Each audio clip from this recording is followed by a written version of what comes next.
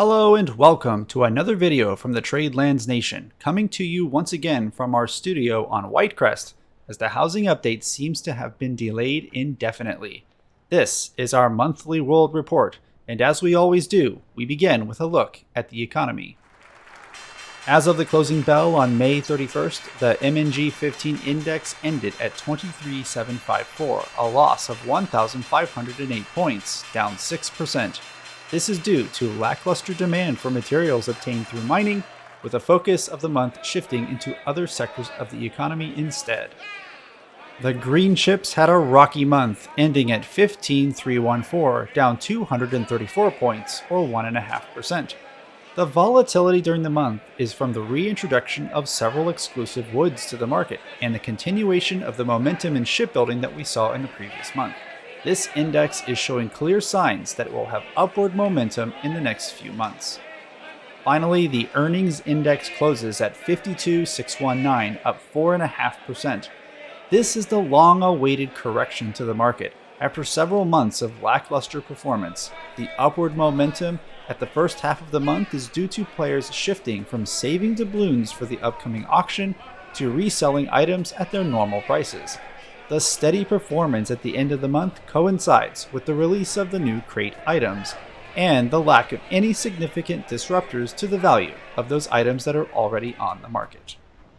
Perhaps the biggest change that we expect to see on the market going forward is the shift in the wood market.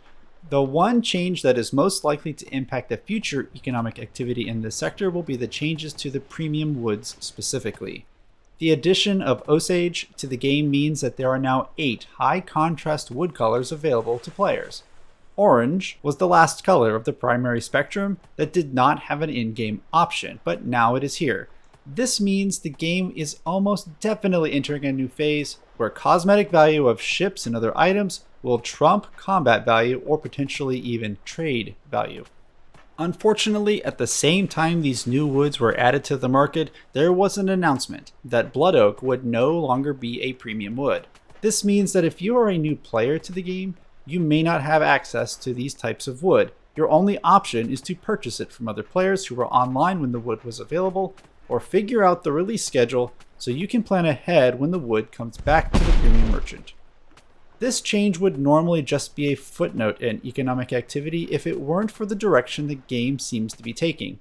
This month we are happy to report that there is a definite shift in cosmetic importance to players. In a way, this is the game's version of an artistic revolution.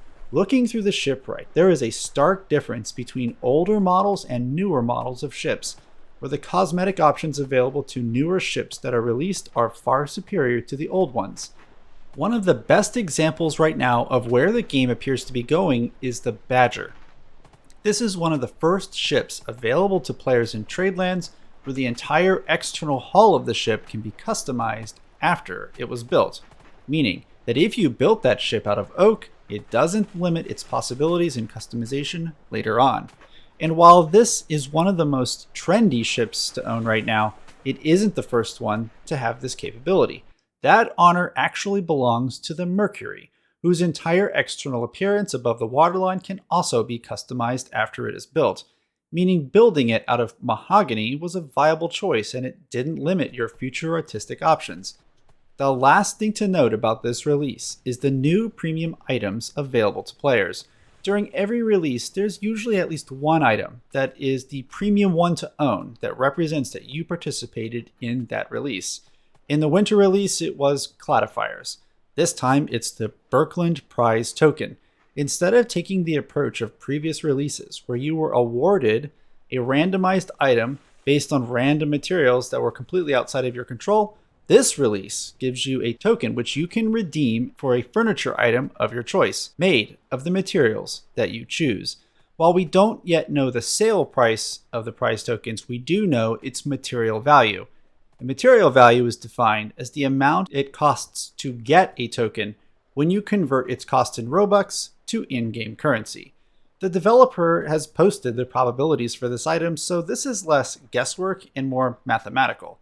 Depending on your luck, a prize token will cost you between 297,000 doubloons and 453,000 doubloons to obtain it through crates. That means we can project the final price of these tokens to settle somewhere in that range in the long run, likely around 350,000 doubloons, with the difference in price being how much of a markup sellers are expecting to get from it. Finally, the state of politics and war in Tradelands is about to change forever. The war between Purshovia and Burkland, which eventually led to Burkland allying with Nova Balreska and Whitecrest, was entering its second month. On May 6th, the advanced fleet of the Purshovian Navy was operating behind enemy lines. As the admiral was taking his morning stroll across the deck, following a night of mixed but mostly positive reports of the war, a final messenger ship approached, informing him of the fall of Clydesdale. This news was most ominous. His fleet of colliers could only keep his ships supplied for a few weeks more, before he would have to return to their homeland and resupply. What started as a day of easy work was quickly becoming a desperate dash to change the state of war permanently. The Purshovian fleet was currently operating in the Northeastern Sea. So far, his fleet of Demeter supply ships were able to avoid the sweeping patrols of the Burkland series marauders. But this was more luck than skill. Unsure of his ability to retake the new Allied garrison at Clydesdale, the admiral instead set his sights on Harrisburg, hoping to take it by surprise following their naval victory near the island days prior. As luck would have it, the fleet managed to get within spyglass distance of the island before lookouts from the Burkland fleet were able to spot them. With limited time to maneuver, the few Burkland ships that were still on station immediately took action. With no time to plan a grandiose strategy, they moved into a single column and readied a maneuver to the western shore of the island, planning to use the wind to make a quick escape towards the Burkland Sea if the battle went south. The Purshovian strategy benefited from its relative surprise. It was in a unique and unexpected position by attacking from the northern approach. The admiral had decided to maximize his fleet's maneuverability by splitting into two columns. Fleet Ares would approach from the west, ready to cut off any attempt at escape towards the Burkland Sea. The second column, Fleet Poseidon, made of the fleet's lightly armored turret ships, would stay eastward and attempt to encircle and provide supporting fire to Fleet Ares. Burkland had only enough time to form up to a haphazard line with their frigates in front and their heavy ironclads to the rear in anticipation of a potential encirclement.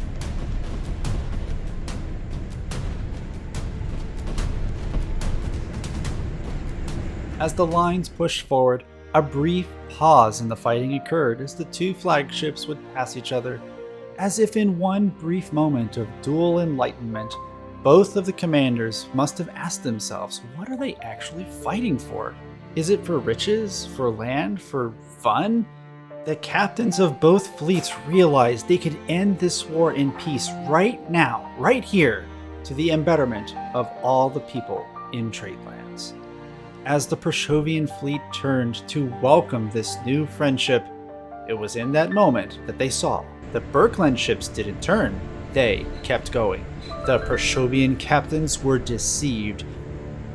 Infuriated by this, they turned their ships around to completely eliminate all of their opponents.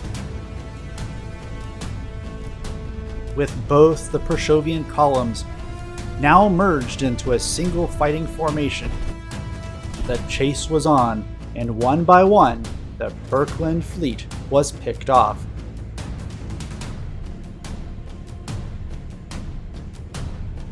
As they closed in on the final ship, like a pack of wolves to their prey, the battle shifted focus to the invasion of Harrisburg itself. In what could have been an intense hand-to-hand fight, a small detachment of the fort managed to chase off the first wave. But it could do nothing against the landing on the western shore. After a brief skirmish, the defenders were overwhelmed, with the last holdouts in the mine fleeing to a ship nearby in an attempt to remain alive. The battle was over almost as soon as it began. and the flag, Purshovia, was raised on the island, which was to become their new headquarters in the Grand Isles. The capture of Harrisburg was an important move by Purshovia. Arguably, this location was better suited for their needs than Clydesdale. The Navy immediately set about reopening the condemned coal mine, which had been rebranded during Harrisburg's occupation. The ability to produce large quantities of coal from this location meant less reliance on the colliers from Purshovia and the ability for the Navy to operate indefinitely in the Grand Isles. Acting quickly to secure the next phase of the attack, a vanguard of ironclads moved quickly on Salem. With the remaining Allied fleet believed to be at station in Clydesdale, it was unlikely Salem was defended. If they could take the island, they would be able to envelop Nova Balreska and begin the piecemeal deconstruction of the Alliance. However, through the excellent work of Captain Octavia, who spotted the fleet as they maneuvered through Windrock, she was able to warn King Zack in time for his exhausted forces to mobilize and defend the area. Taking Salem was now a critical component to the new Purshovian strategy to encircle and strangle Nova Balreska, and as a result, they were motivated to succeed. Purshovian leaders assumed once the Allies saw the might of their ironclad fleet, they would sue for peace and surrender. Mustering what strength they could, the Allied defenses on the island were set. As the bulk of the Purshovian war fleet approached on the horizon, the outcome looked grim, but the men and women of Whitecrest and Nova Balreska knew that they were the last protectors of Tradelands. After the defeat at Harrisburg, they would do their duty or die trying.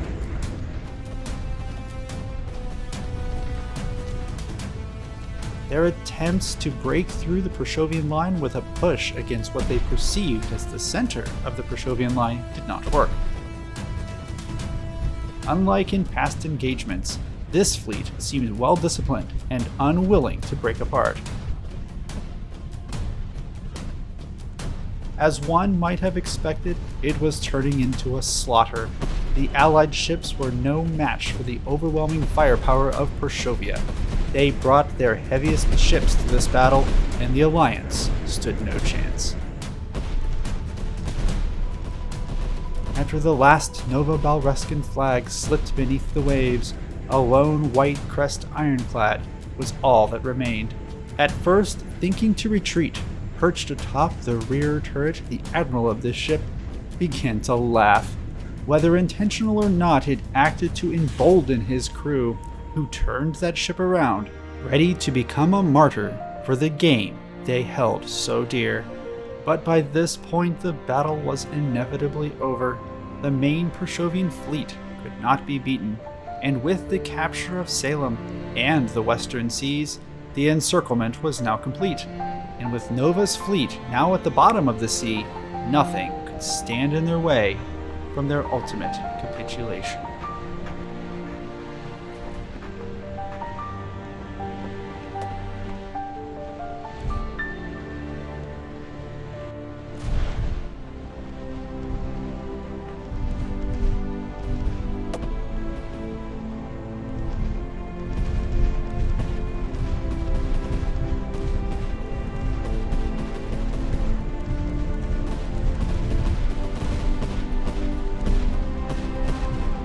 At this moment, two ships appeared on the horizon, and they revealed their flags.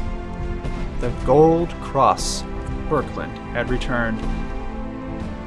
But it wasn't just any two ships. This was the Colnat Squadron, the vanguard of the 1st Division, considered by some to be the most elite naval force in all of Tradelands.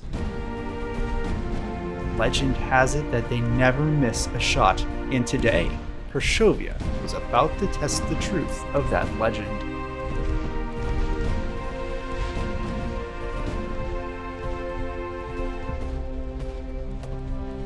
Having sensed that the Alliance was in trouble, a squadron of two ships of the line detached themselves from the main body, making their way with haste to relieve the forces protecting the western waters.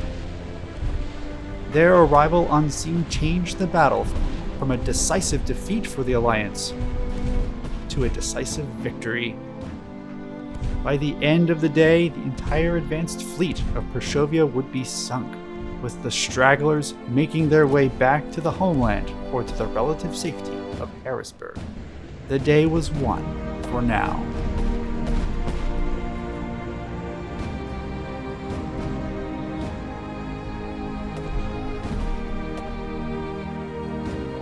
As the sun set, the gray sails of the new protectors faded off into the distance, their sails standing out against the horizon, a reminder to everyone who is a part of this alliance that Birkeland is always watching, and it defends those who are loyal to them. So rest easy in that knowledge. The battle may have been won, but the war is not yet over. But the situation in the Grand Isles is still a precarious one. Purshovia still has a foothold in Harrisburg, and Clydesdale could be a target at any time. Both fleets are currently heavily battered after 2 months of almost non-stop fighting, and yet the Wizards of Whitecrest warn us all that Purshovia still has at least one more trick up its sleeve. And while we wait to find out what that trick may be, life for traders in Tradelands will continue, as will the war. So, as we end today's broadcast, we wish all of you safe travels and happy trading.